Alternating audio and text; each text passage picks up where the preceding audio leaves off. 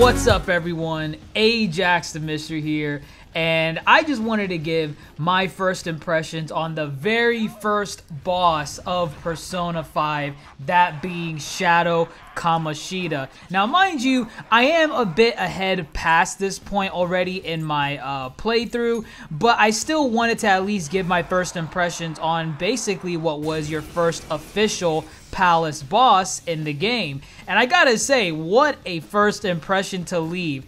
The first thing that obviously sticks out when you look at this is, of course, the design of Kamoshida. You have everything about this character that embodies how he is as a character in real life. And I guess maybe I should give a quick explanation for some of you that are like kind of confused and saying like, yo, what am I watching? What is this? Like, what does any of this mean? So I'm gonna give you like the quick summary version. Basically, there's this jerk-off volleyball teacher at a high school named Kamoshida that is basically having the school under his thumb. He basically controls everything, and he's pretty much a douche to everyone that comes his way. Now, what we're fighting right now is his shadow version, with what the game describes as the character's innermost desires. Now, mind you, this Kamoshida guy, he's been like sexually harassing women at the school. He's been blackmailing students. He thinks he's the king of the entire school because he sent the volleyball team to the national championships. So I like how the design represents all of that. Of course, you have the crown on top of his head. You have the little, trophy thing when he took the team to nationals every year, or at least, mostly every year. I don't think they ever said exactly how many times he took the volleyball team to nationals at the high school, but it's safe to say it was enough times. Not only that, the detail could have stopped there. The actual trophy cup that represents the volleyball team also has the legs of, I'm assuming, is females, which right now he's gonna take a bite out of it, and oh man, this really did catch me off guard because he healed himself basically all his damage that I gave onto him, and I was like, yo, bro, like, am I gonna have to worry about those legs?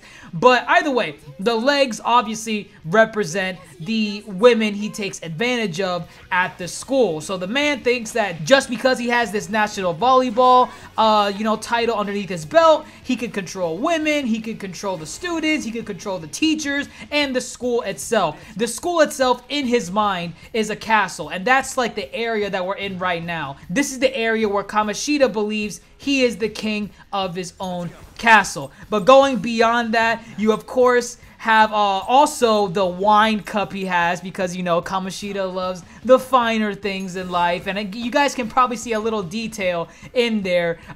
Inside the wine cup is the Shadow and Takamaki, who is basically the female on our team, and the red, that's her shadow version, and that's basically how the teacher Kamoshida sees Anne at school. Basically just this sex icon, this person that he could just take advantage of, because this guy is just disgusting. He is the epitome of scum, and it was so satisfying to take this guy down and trying to find out what his weaknesses were and whatnot. Of course, going beyond what I already said, you also have the tongue. I think I might be looking too much into this, but I think the tongue also represents, oh look, right here, lustful slurp. He's slurping in Anne into his mouth because the man is disgusting, the man is just the epitome of scum. I have not said that enough in this video.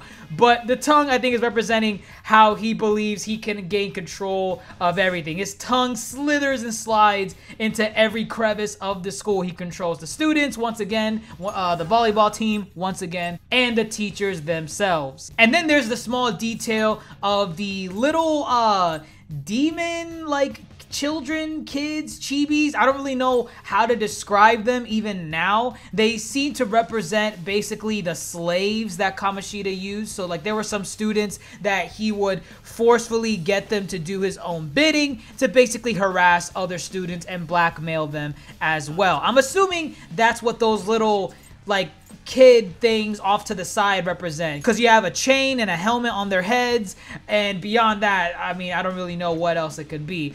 But aside from that, just looking at the design as a whole, this design leaves a very good first impression. It got me looking forward to all the other bosses in the game, how they're going to look, what are their desires, and how are those desires gonna manifest into basically their own world, because once again, it is pretty freaking awesome, as you're seeing right now. The man even attacks you with volleyballs, because once again, I mean, he pretty much controls the volleyball team at the school, and he thinks he's a god because he took the team to nationals. And of course, I'm going to be fast forwarding through the boss fight just to show you different moments. Right here is where I destroy his trophy cup. That sends him into a ballistic frenzy. He's like, yo fam, how dare you destroy my basically my healing potion.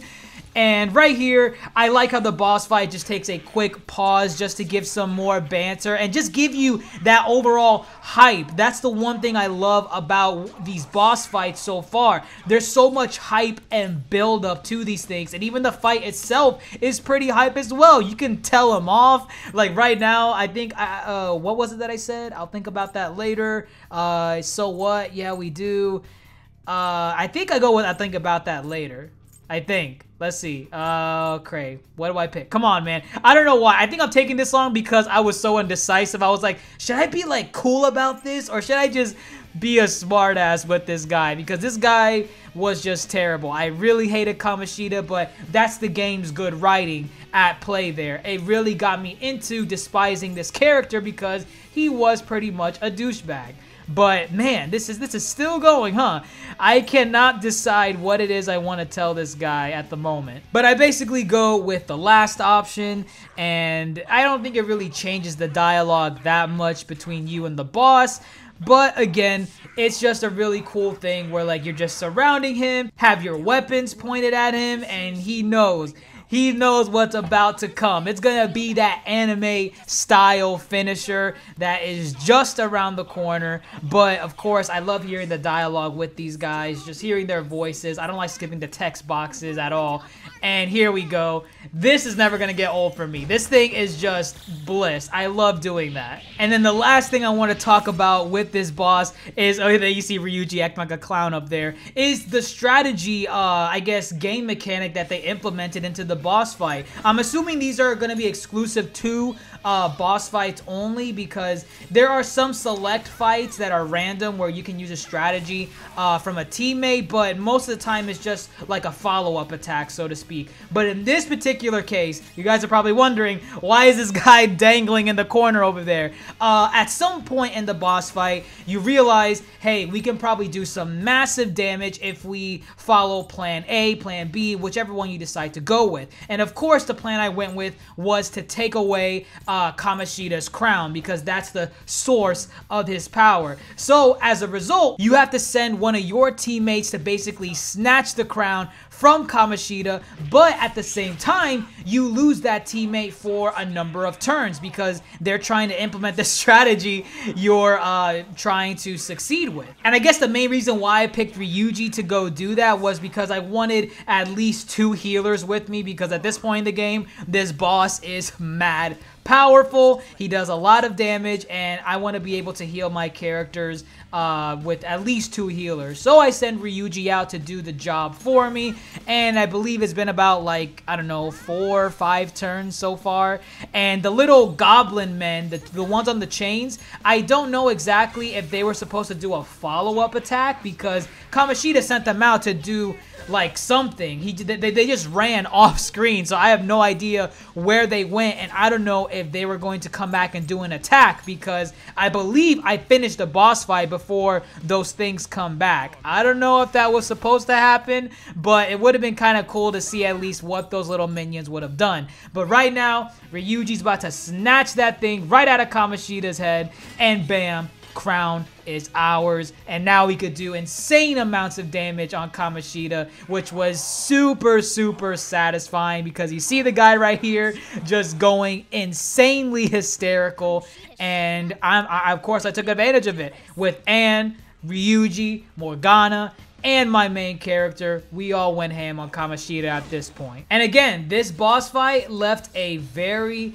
good first impression. The design by itself and all the little intricacies of what each part of the boss represents, how he sees himself, I loved it. And from here on out, I was looking forward to every single boss fight in Persona 5. So let me know what you guys think. Did you enjoy this first boss fight? Did you like Kamoshida's design? Was it satisfying to defeat Kamoshida once and for all? Because this palace took me quite a while to complete. Let me know if you guys want more videos like this. Do you want my impressions on each boss fight for Persona 5 as I progress through the game, and whether or not I believe they hold up to snuff to other characters or other bosses? Let me know what you guys think in the comments below, because again, this game is taking up so much of my time. But let me know your thoughts in the comments below. That's all that I have for you guys. I'm Ajax the Mister, and as always, folks, thanks for watching.